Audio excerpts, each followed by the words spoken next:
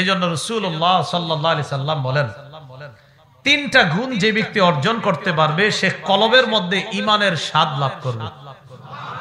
কয় গুণ? قال رسول الله صلى الله عليه وسلم ذاق طعم الإيمان।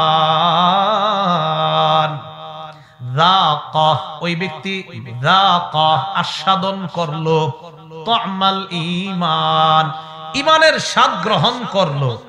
মান ওই ব্যক্তি রাদিয়া বিল্লাহি রাব্বা যে আল্লাহকে রব হিসাবে মেনে নিয়েছে। বলেন আলহামদুলিল্লাহ। আমাদের রব কে? রাসূল বলেন যে আল্লাহকে রব হিসাবে পেয়ে সন্তুষ্ট, সে কলবে ঈমানের স্বাদ গ্রহণ করছে। 2 নম্বর ওয়াবিল ইসলামি দীনা ওই ব্যক্তি ঈমানের স্বাদ আস্বাদন করলো যে ইসলামকে ধর্ম হিসাবে পেয়ে সন্তুষ্ট। 3 নম্বর ওয়াবি মুহাম্মাদিন রাসূলা 3 নম্বর মুহাম্মদ সাল্লাল্লাহু আলাইহি সাল্লামকে যে রাসূল হিসাবে পেয়ে খুশি, ওই ব্যক্তি ঈমানের স্বাদ আস্বাদন করছে। তাহলে 3টা জিনিস। 1 নম্বর আল্লাহকে রব হিসাবে পেয়ে খুশি, 2 নম্বর ইসলামকে ধর্ম হিসাবে পেয়ে খুশি, 3 নম্বর মুহাম্মদ সাল্লাল্লাহু আলাইহি সাল্লামকে রাসূল হিসাবে পেয়ে খুশি। নবী বলেন এই 3টা যে বাস্তবিক অর্থেই 3টা নিয়ে খুশি থাকবে সে ঈমানের স্বাদ গ্রহণ করছে। তাহলে বলেন তো আমাদের ধর্মের নাম কি? এবারে যেটা বললাম আমাদের, বলেন আল্লাহর চয়নকৃত ধর্মের নাম কি? হ্যাঁ, এই তো মাশাআল্লাহ। সূরা আলী ইমরানের 19 নম্বর আয়াতে আল্লাহ বলেন ইন্নাদ দীনা ইনদাল্লাহিল ইসলাম। আল্লাহর কাছে মনোনীত ধর্ম হলো ইসলাম। আল্লাহর কাছে মনোনীত ধর্ম ইসলাম। এবার একটা বাংলা বলবো, আপনারা আমার সাথে শিখবেন। বলেন ইসলাম অর্থ আত্মসমর্পণ করা। আত্মসমর্পণ করার আরবি বলেন ইসলাম। মনে থাকবে না? সারেন্ডার করা বা আত্মসমর্পণ করা, এটার আরবি হলো ইসলাম। ইসলামের বাংলা হলো আত্মসমর্পণ করা, ঝুঁকে যাওয়া, নত হওয়া। আল্লাহ কথাগুলা বুঝার তৌফিক দান করেন। অনেক সময় আপনারা মাথার টুপিটা খুইলা সামনে এসে এমন করেন, হুজুর এটা ফুদেন, এই কাজটা করেন না। হ্যাঁ, টুপিটা খুইলা এইভাবে বলেন যে হুজুর এটা ফুদেন, এটা করবেন না। দেখেন অন্যান্য প্রাণীরা মুখটা নিচের দিকে নিয়ে মাথা ঝুঁকায়া খায়, কিন্তু বান্দাকে আল্লাহ মাথা ঝুঁকায়া খাওয়ায় না, বরং খাবারটা মুখের কাছে আল্লাহ আনায়। কেন? কারণ এই কপাল আল্লাহর সামনে ঝুঁকবে। কেন বুঝেন না? তো ইসলাম আমরা গ্রহণ করলাম।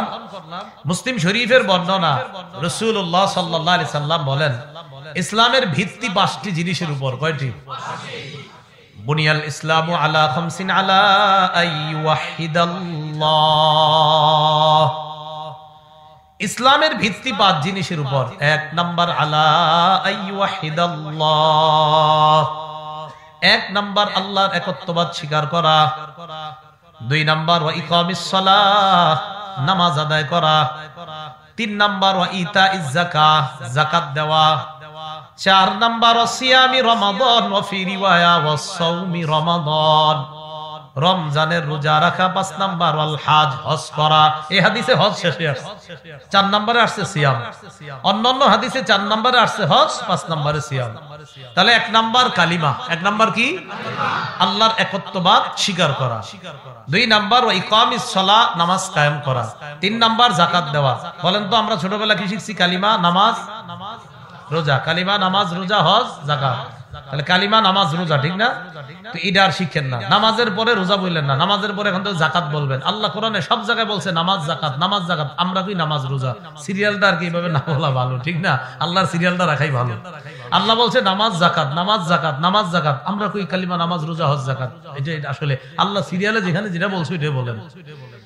1 নাম্বার কালিমা, 2 নাম্বার নামাজ, 3 নাম্বার যাকাত। কোরআনে সব জায়গায় খুলবেন, শুধু কোরআন না, হাদিসেও সব জায়গায় নামাজ, যাকাত, নামাজ, যাকাত।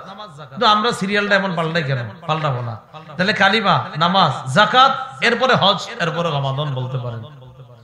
মুসলিম শরীফের বর্ণনা, আগের 2টা হাদিস যে বললাম মাদ্রাসার পাঠ্যপুস্তক অনুসারে, একটা 16 নম্বর হাদিস আর একটা 54 নম্বর হাদিস।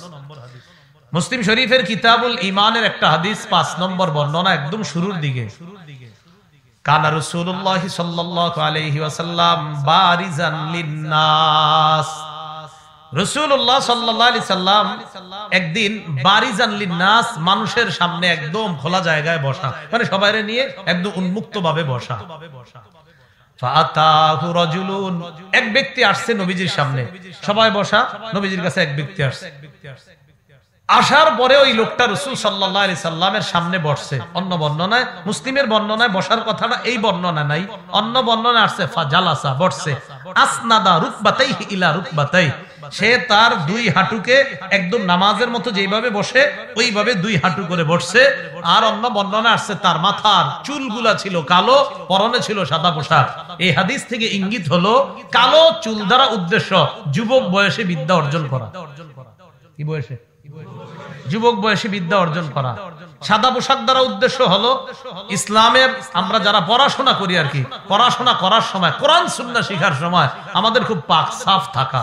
তাহলে যুবক চুল, কালো চুল নিয়ে এক যুবক রাসূলের কাছে আসছে, চুলগুলা কালো। এর মানে উদ্দেশ্য হলো আপনার যুব অবস্থায় আসলে ইলমে দ্বীন শিক্ষা করা। আর এটাই বাস্তবতা। 7 বছর বয়সে যে বাচ্চাগুলা কোরআন মুখস্থ করা সহজ হয়, 70 বছরও এরকম সহজ হবে না। সহজ বিষয়। তো আসছে, আসার পর নবীজির সামনে বসছে। ও আবার বসার স্টাইল পদ্ধতি দেখাইছে। এজন্য উস্তাদের সামনে যখন আমরা ছাত্ররা বসি মাদ্রাসায়, তো আমাদের বসার ধরনটা হবে খুব আদবের সাথে। রাসূলুল্লাহ সাল্লাল্লাহু আলাইহি সাল্লামকে 4টা প্রশ্ন করছে। কয়টা? এক যুবক সাহাবীদের সামনে আয়েশা নবীর সামনে বসছে, সাহাবীরা কেউ চিনে না তাকে। কথা বুঝছেন নি? এই যুবক আয়েশা রাসূলের সামনে বসছে, নামাজের মতো পা করে বৈশা রাসূল সাল্লাল্লাহু আলাইহি সাল্লামকে 4টা প্রশ্ন করছে। এক নাম্বার, মাল ঈমানু ইয়া রাসূলুল্লাহ, ওগো আল্লাহর নবী আপনার কাছে জানতে চাই ঈমান কি জিনিস। নবীজি জবাব দিলেন মৌলিকভাবে 6টা জিনিস বিশ্বাস করার নাম ঈমান। কয় জিনিস বিশ্বাস করার নাম ঈমান?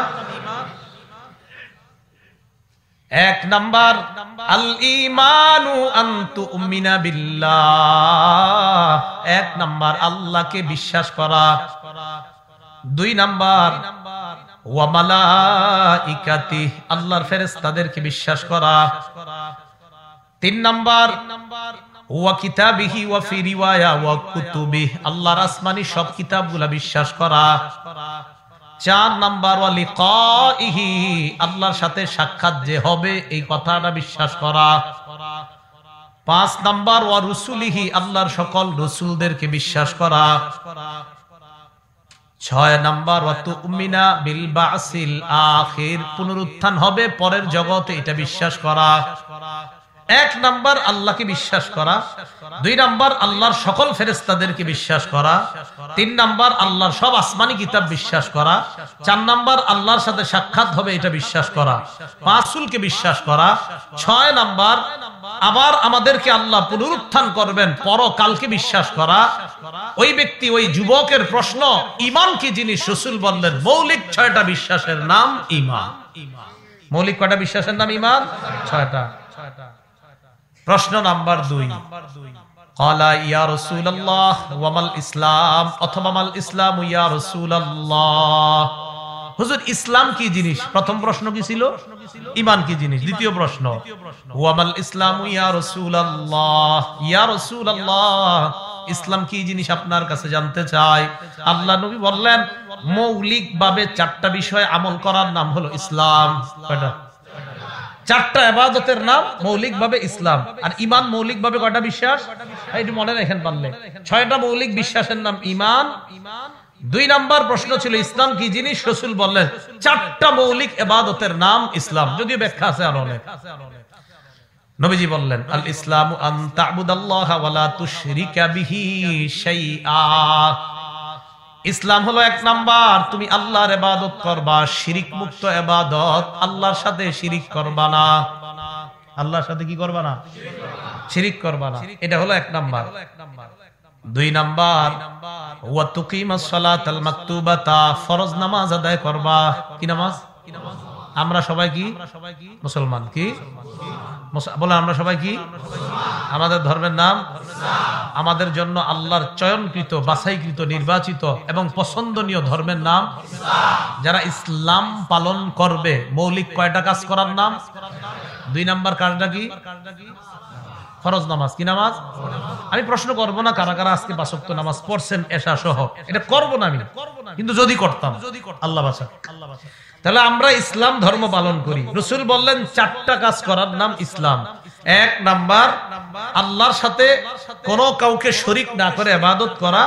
2 নাম্বার নামাজ, ফরজ নামাজগুলা আদায় করা। 3 নাম্বার নবীজি বলেন ওয়া তুআদ্দিয়াজ যাকাতাল মাফরুদা, ফরজ যাকাত আদায় করা। ফরজ যাকাত, নামাজের পরে কি কইছেন? যাকাত। নামাজের পরে কি বলছে দেখেন? যাকাত। 4 নাম্বার ওয়া তাসুমা রমাদান, রমজানের রোজা রাখা। রমজানের কি রাখা? রোজা রাখা। তো মৌলিকভাবে 4টা কাজ করার নাম বললেন ইসলাম। এগুলো আবার গবেষণা, এগুলোর ভিতরে ঢুকলে আপনার হজের কথা আসবে, আরো ইসলামের আনুষঙ্গিক যত কাজ আছে সবগুলা এসে যাবে আপনার। তো এই জায়গায় রাসূলুল্লাহ সাল্লাল্লাহু আলাইহি সাল্লাম বললেন মৌলিক 4টা কাজ করার নাম ইসলাম। আর মৌলিক কয়টা বিশ্বাসের নাম? ঈমান। এখন বলেন তো ইসলামের প্রথম কাজটা কি? ইবাদত করা শিরিক ছাড়া। বলেন কি ছাড়া? শিরিক ছাড়া ইবাদত করা। বলেন ইসলামের মৌলিক প্রধান প্রথম কাজ কয়টা? 4টা। 1 নাম্বার আল্লাহর ইবাদত করা। কি ছাড়া? এই জায়গা বুঝুন, মনে আসেনি? ইসলামী রাষ্ট্রের উপাদান কয়টা? 5টা না 5টা। গঠন প্রণালী 4টা। আর ইসলামী রাষ্ট্রের উপাদান ছিল কয়টা? 5টা।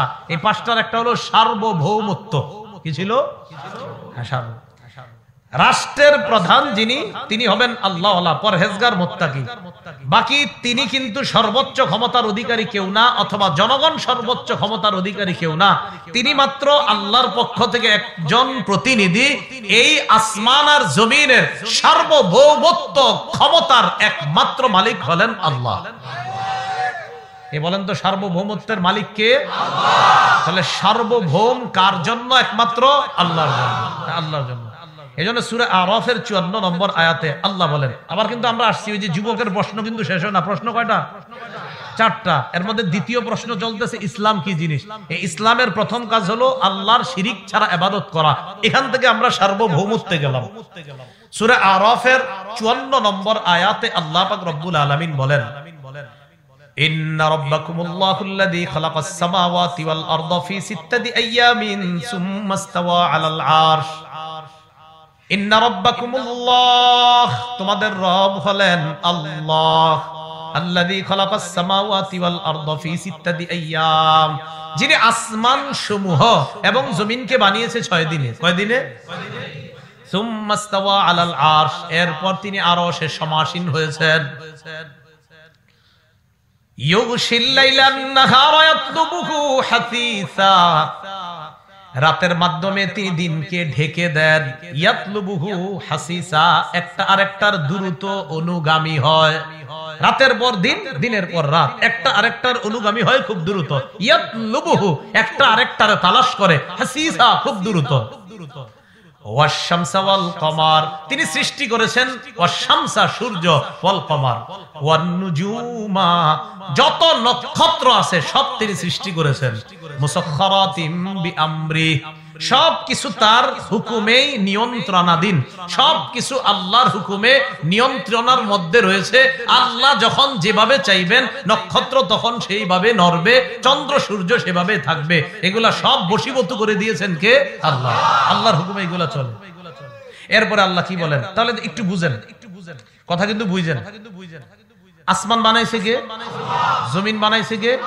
চন্দ্র সূর্য, রাত দিন, সব নক্ষত্র, আর এগুলা সব কিছু হবে কার হুকুমে?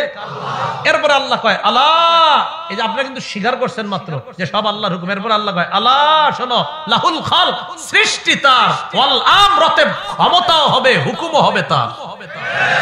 সৃষ্টিকার আল্লাহ কয় আদেশও হবে আমার। সৃষ্টিকার আসমান কার? জমিন কার? চন্দ্র সূর্য। আল্লাহ কয় হুকুমও চলবে আমার। আল্লাহুল খালকু ওয়াল আমরু, সৃষ্টি আমার, ক্ষমতা আমার, হুকুম চলবে আমার। এটা সার্বভৌমত্ব। এই সার্বভৌম আমরা সাব্যস্ত করি আল্লাহর জন্য। কি কথা বুঝে আসছে? আচ্ছা, সূরা ফুরকান, সূরা ফুরকানের 2 নম্বর আয়াতে আল্লাহ পাক রব্বুল আলামিন বলেন তাবারাকাল্লাযী নাযালাল ফুরকানা আলা আবদিহি লিয়াকুনা লিল আলামিনা নাযীরা। আল্লাহ অবিশ্বাসী কেউ যদি ঝগড়া করে, ঝগড়া করবেন না, ঠান্ডা মাথায় বলবেন। যদি বলে সার্বভৌম কার জন্য, তখন আপনি এইভাবে না, নাস্তিকরা আল্লাহ ডাইরেক্ট বলবেন, এমনি বলবেন যিনি আসমান বানিয়েছেন তার জন্য, এমনি বলবেন।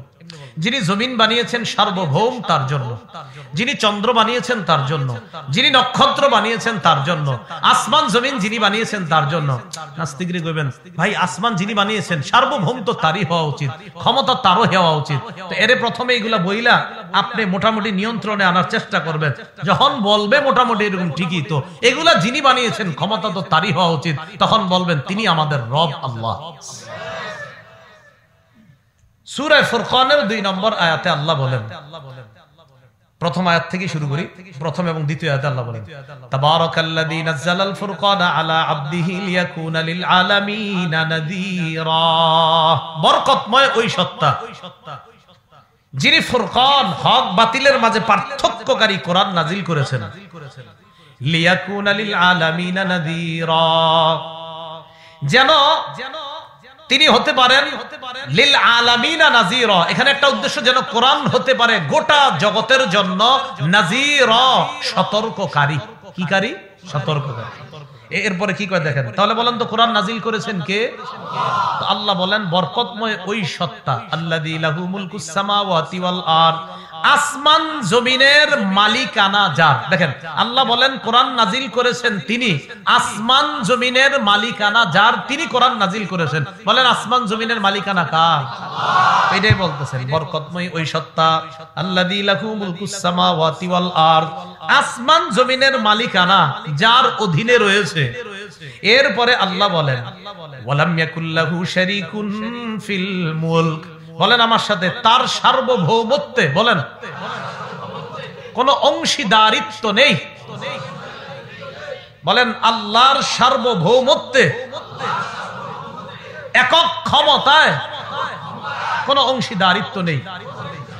এই যে ইসলামী রাষ্ট্রের উপাদান 5 নাম্বার সার্বভৌমত্ব, এটাকে কয় সার্বভৌমত্ব। সূরা ইউসুফের 40 নম্বর আয়াত আল্লাহ পাক রব্বুল আলামিন বলেন ইনিল হুকমু ইল্লা লিল্লাহ আমারু আল্লাহ তা'বুদু ইল্লা ইয়্যা। ইনিল হুকমু ইল্লা লিল্লাহ, বিধান একমাত্র আল্লাহর, বিধানদাতাকে। অতএব চুরির বিচার হবে আল্লাহর ফয়সালা অনুযায়ী, জিনার বিচার হবে আল্লাহর হুকুম অনুযায়ী। কারণ বিধান কার? রাষ্ট্র কার? আসমান কার? জমিন কার? এই জন্য আদেশ চলবে কার? তো চুরির বিচার হবে কার হুকুমে? এটাই বলছে আল্লাহ ইনিল হুকমু ইল্লা লিল্লাহ, ইনিল হুকমু ইল্লা লিল্লাহ, বিচার ব্যবস্থা একমাত্র আল্লাহর জন্য, অর্থাৎ বিধানদাতা একমাত্র আল্লাহ।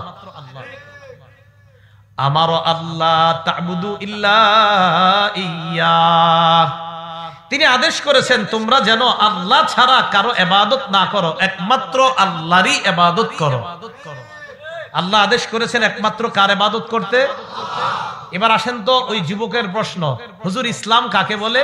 তো নবী বললেন আন তা'বুদাল্লাহা ওয়া লা তুশরিকা বিহি শাইআ, তুমি আল্লাহর ইবাদত করা, তার সাথে কাউকে অংশীদার সাব্যস্ত না করা, অংশীদারিত্ব সাব্যস্ত না করা। সূরা ইউসুফের 40 নম্বর আয়াতে এটাই বলছে আল্লাহ। আল্লাহ হুকুম করেছেন, কারণ বিধানদাতা আল্লাহ, তিনি তোমাদেরকে বলতেছেন তাকে ছাড়া তোমরা কারো ইবাদত করতে পারো না। অন্য কারো ইবাদত করা এটা শিরিক, আর এই শিরিক করা মানে আমার সার্বভৌমত্বে অন্য কাউকে অংশীদার বানানো, সার্বভৌমত্বে অন্য কাউকে অংশীদার বানানো, এটা আল্লাহ বলছেন এটা শিরিক। এটা কি বলেন তো? এটাই জন্য বললেন আমারও আল্লাহ তা'বুদু ইল্লা ইয়্যা, তোমাদেরকে তিনি আদেশ করেছেন যে তোমরা তারই ইবাদত করবা। এবার দেখেন সূরা কাহফ, এই সূরা কাহফের 26 নম্বর আয়াতে আল্লাহ পাক রব্বুল আলামিন বলেন, ওই যে আপনারা গুহার মধ্যে শুয়ে ছিল, কাহফের গুহাবাসী, আপনার ওই কাহফ মানেই তো গুহা, তো এরা আসহাবে কাহফ যারা ওই গুহার মধ্যে শুয়ে ছিল, আল্লাহ পাক রব্বুল আলামিন বলেন যে এরা যে ওখানে শুয়ে ছিল এরা কতদিন ছিল? তো আল্লাহ বলতেছেন ওয়ালাবিসু ফি কাহফিহিম সালাসামিআতিন সিনিনা ওয়াজদাদু তিসআ, ওয়ালাবিসু ফি কাহফিহিম সালাসামিআতিন সিনিনা, তারা তাদের গুহায় অবস্থান করেছে 300 বছর। কয় বছর? ওয়াজদাদু তিসআ, এর সাথে আরো বাড়িয়েছে 9 বছর, তাহলে কত হলো? 309 বছর। এবার আল্লাহ বলেন কুলিল্লাহু আ'লামু বিমা লাবিসু, তাদের অবস্থান সম্পর্কে আল্লাহই অধিক অবগত। নবী আপনি বলেন তাদের অবস্থান সম্পর্কে কে অধিক অবগত?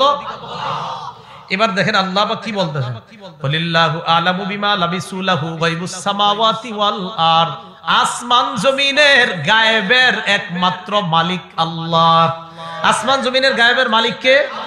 তো কাহাববাসী কতদিন ঘুমাইছে এই অদৃশ্যের খবরটা আমি আল্লাহ জানি। তো আমি জানি আমি আল্লাহ, তাই বলে দিলাম 900 বছর, আল্লাহকে আরো 9 বছর, অর্থাৎ 309 বছর, আপনার সালাসামিয়াতি সিনিনা 309 বছর। তো আল্লাহ কয় 300 বছর, ওয়াজদাদু তিসআ, এবং আরো 9 বছর। এই 309 বছর যারা ঘুমিয়েছে, তো আল্লাহ বলে দেখো গায়েবের ক্ষমতা আমি একমাত্র জানি।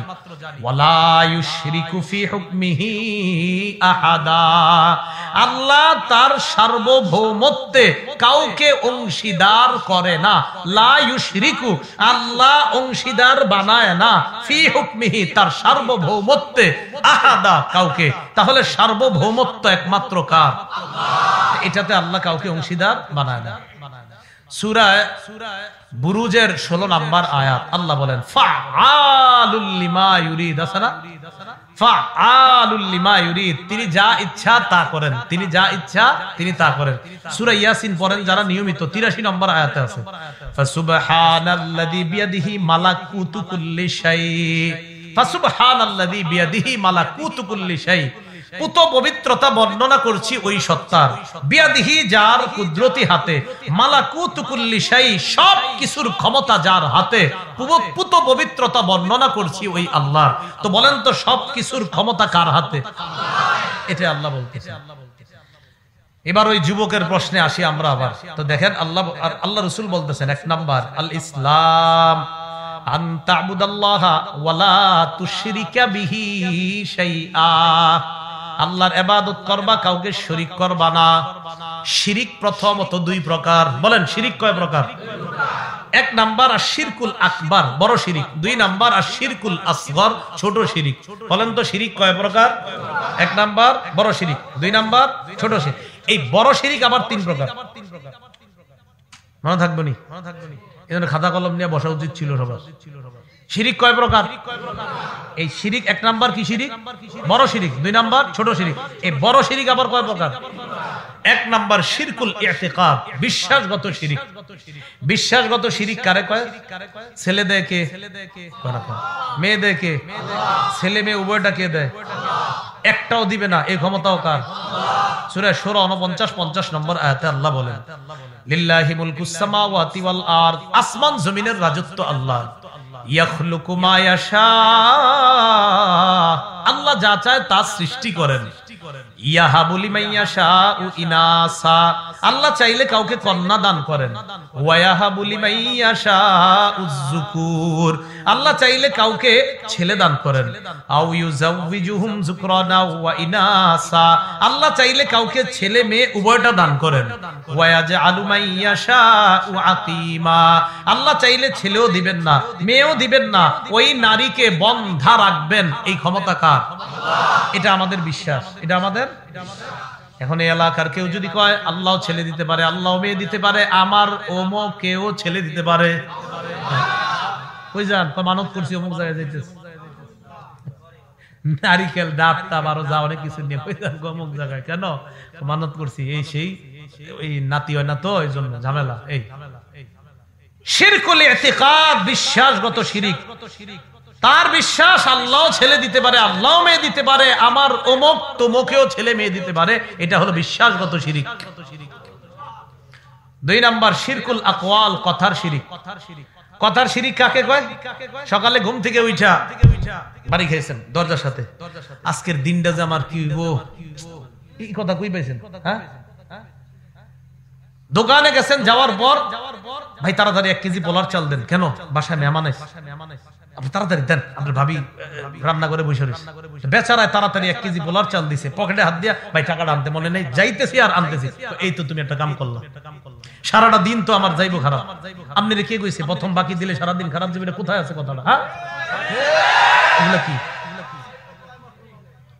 এই কাজ করবেন না। সকালবেলা ড্রাইভ করতেছে, হঠাৎ এক মহিলারে কলসি নিয়ে যাইতে দেখতেছে, আজকে দিন গেছে আমার। শিরকুল আকওয়াল এগুলা বলবে না, এগুলো আমরা অনেকে বুঝে শুনে না বুঝে অনেক সময় ঘুরে ফেলি। মানে বাসের সাথে সকালে একজনের চেহারা দেখছে, তোরে দেখছি সকালে ওইটা হইছে কাম, মানে কি?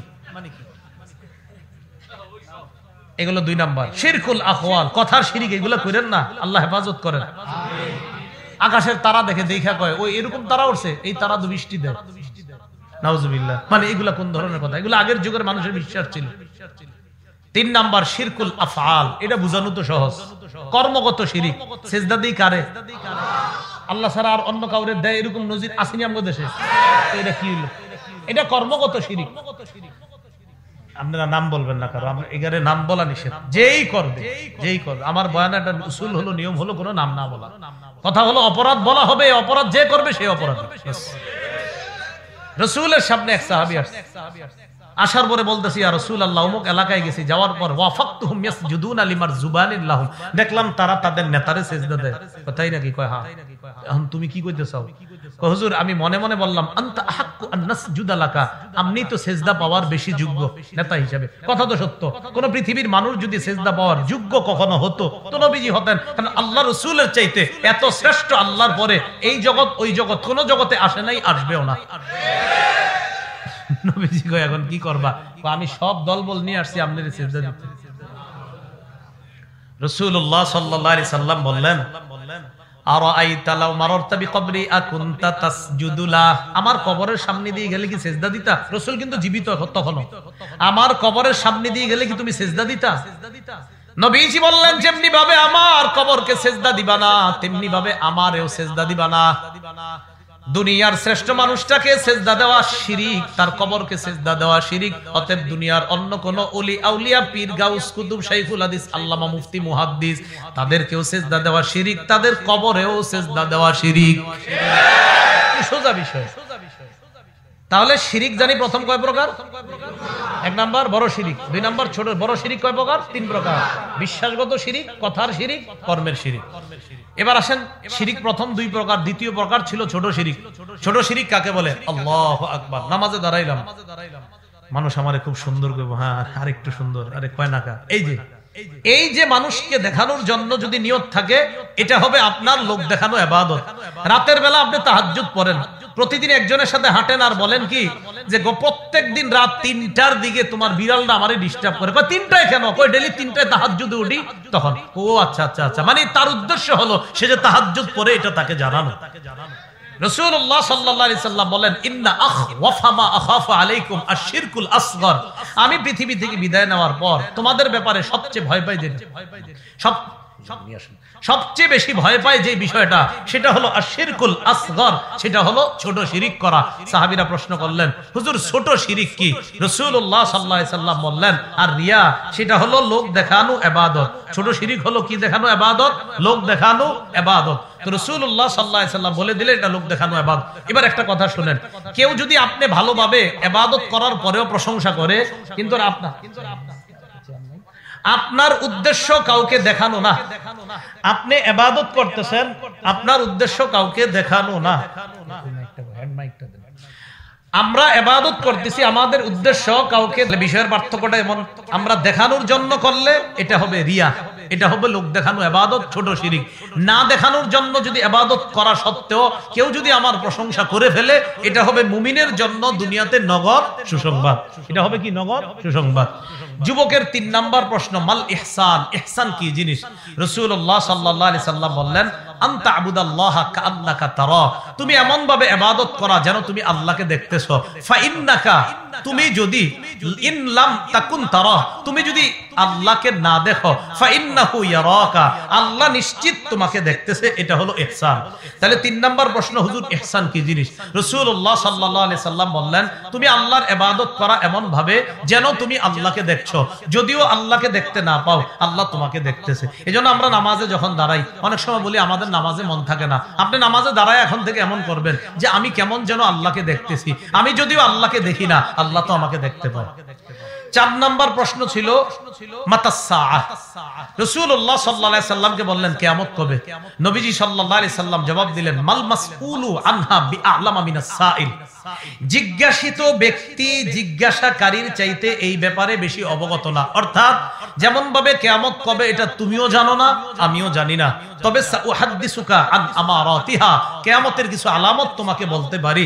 এর মধ্যে রাসূলুল্লাহ সাল্লাল্লাহু আলাইহি সাল্লাম বললেন কিয়ামতের একটা আলামত হলো আনতালিদাল আমাতু রাব্বাতাহা।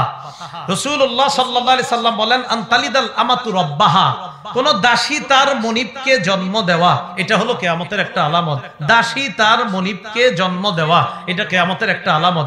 রাসূলুল্লাহ সাল্লাল্লাহু আলাইহি সাল্লাম আরেকটা বললেন যে ইজা কানাতিল উরাতুল হুফাতু, যখন বিবস্ত্র ব্যক্তি, আল হুফাতু যখন বিবস্ত্র ব্যক্তি এবং জুতা ছাড়া নগ্ন পা আর নগ্ন দেহের অধিকারী ব্যক্তি, এই ব্যক্তি যখন এমন হবে যে সে যখন নাকি শাসক হবে, এটাও হবে একটা কিয়ামতের আলামত। অর্থাৎ অযোগ্য ব্যক্তি যখন শাসক হবে, এটাও হবে একটা কিয়ামতের আলামত। আরেকটা রাসূলুল্লাহ সাল্লাল্লাহু আলাইহি সাল্লাম বলেন ইদা তাতাওয়ালা, রাসূলুল্লাহ সাল্লাল্লাহু আলাইহি সাল্লাম বলেন যে ইদা তাতাওয়ালা রিআউল বাহমি ফিল বুনিয়ান, যখন ছাগলের রাখালরা বড় বড় অট্টালিকা নিয়ে গর্ব করবে, ইত্যাদি করবে, তখন এটাও রাসূল সাল্লাল্লাহু আলাইহি সাল্লাম কিয়ামতের আলামত বললেন। 4টা প্রশ্ন করলেন। 1 নাম্বার ঈমান কি জিনিস? রাসূলুল্লাহ সাল্লাল্লাহু আলাইহি সাল্লাম বললেন মৌলিক 6টা বিশ্বাসের নাম ঈমান। 2 নাম্বার প্রশ্ন করলেন ইসলাম কি জিনিস? রাসূলুল্লাহ সাল্লাল্লাহু আলাইহি সাল্লাম বললেন মৌলিক 4টা কাজ করার নাম ইসলাম। 3 নাম্বার বললেন ইহসান কি জিনিস? নবীজি বললেন এমন ভাবে ইবাদত করা যেন তুমি আল্লাহকে দেখতে পাও, যদিও দেখতে না পাও আল্লাহ তোমাকে দেখতে পায়। 4 নাম্বার প্রশ্ন করলেন কিয়ামত কবে? নবী বললেন এটা তুমিও জানো না, আমিও জানি না। শেষে অবশ্যই রাসূল সাল্লাল্লাহু আলাইহি সাল্লাম একটা আয়াত শোনায়া দিছে ফি খামসিন, অর্থাৎ তোমার এই কিয়ামতের ব্যাপারে প্রশ্নটা 5টা জিনিসের অন্তর্ভুক্ত। 5 জিনিসের অন্তর্ভুক্ত তোমার এই প্রশ্নটা। সেই 5টা জিনিস কি? লা ইয়ালামুহুন্না ইল্লাল্লাহ, যেই 5 জিনিস আল্লাহ ছাড়া কেউ জানে না। 1 নাম্বার ইন্নাল্লাহা ইনদাহু ইলমুস সাআ, 1 নাম্বার কিয়ামতের জ্ঞান এটা আল্লাহর কাছে, কিয়ামত কখন হবে এটা আল্লাহ ছাড়া কেউ জানে না। 2 নাম্বার ওয়াইনাজিলুল গাইস, কখন কি পরিমাণ কবে বৃষ্টি দিবেন এটা আল্লাহ জানেন। 3 নাম্বার ওয়ায়ালামু মা ফিল আরহাম, পেটের সন্তান ছেলে হবে না মেয়ে হবে এটা জানেন আল্লাহ। 3 নাম্বার 4 নাম্বার ওয়ামা তাদরি নাফসুম মাযা তাকসিবু গাদা, আগামীকাল তুমি কি উপার্জন করবা এটা কেউ জানে না, জানেন আল্লাহ। 5 নাম্বার ওয়ামা তাদরি নাফসুম বিআইয়ি আরদিন তামুত, কোন জমিনে মৃত্যুবরণ করবা এটাও কেউ জানে না, এটা জানেন একমাত্র আল্লাহ। দেখেন এই 5টার মধ্যে একটা হলো কিয়ামতের ইলম কার কাছে? আল্লাহর কাছে কিয়ামতের ইলম। তো রাসূল বলেন ফি খামসিন, মানে জিবরিল তোমার এই কিয়ামত ব্যাপারের প্রশ্নটা ওই 5টার একটার মধ্যে অন্তর্ভুক্ত, তথা কিয়ামতের বিষয় আমিও জানি না, তুমিও জানো না, আল্লাহ ছাড়া কিয়ামতের বিষয় কেউ জানে না। এটা বইলা ফাআদবারার রাজুল, লোকটি চলে গেলেন। রাসূলুল্লাহ সাল্লাল্লাহু আলাইহি সাল্লাম বললেন রুদ্দুহু আলাইয়া, তারে আমার কাছে ফিরায় আনো তো। সাহাবায়ে কেরাম গেলেন তাকে ফিরায় আনার জন্য, ফালাম ইয়ারা শাইআন, সাহাবায়ে কেরাম আর কিছুই দেখে না। ফিরায় আনতে গেছে, ফালাম ইয়ারা শাইআন, তারা আর কিছুই দেখে না। ফিরায় আনতে গেলেন, আনার পর মানে যখন নাকি লোকটারে ফিরায় আনতে গেছেন, গিয়ে দেখে আর কাউকে দেখা যায় না। রাসূলুল্লাহ সাল্লাল্লাহু আলাইহি সাল্লাম বললেন এতক্ষণ যে আমার কাছে বসা ছিল জাকা জিবরিল, সে ছিল জিবরিল আলাইহিস সালাতু ওয়াস সালাম। সে আমাদের কাছে এসেছে লিউআল্লিমা দ্বীন, দ্বীন শিক্ষা দেওয়ার জন্য। তাহলে আমরা কি জানলাম বলেন তো? এই বিষয়টা থেকে আমরা বুঝলাম রাষ্ট্র ইসলামী হলে সবাই শান্তি পাবে, মুসলমানরাও পাবে, অমুসলিমরাও পাবে। রাষ্ট্রের উপাদান জানলাম, উপাদানের মধ্যে 5ম নাম্বার উপাদান সার্বভৌমত্ব। এই সার্বভৌমত্ব আল্লাহর, আল্লাহর সার্বভৌমত্বে কেউ অংশীদার নাই। এরকম যখন হবে তখন আল্লাহর সব বান্দারা একটা ইসলামী রাষ্ট্রের মধ্যে সুশৃঙ্খল ভাবে শান্তিতে বসবাস করতে পারবে। আল্লাহ পাক রব্বুল আলামিন আমাদের সকলকে যে কথাগুলো শুনলাম বললাম এর উপর আমল করার তৌফিক দান করেন।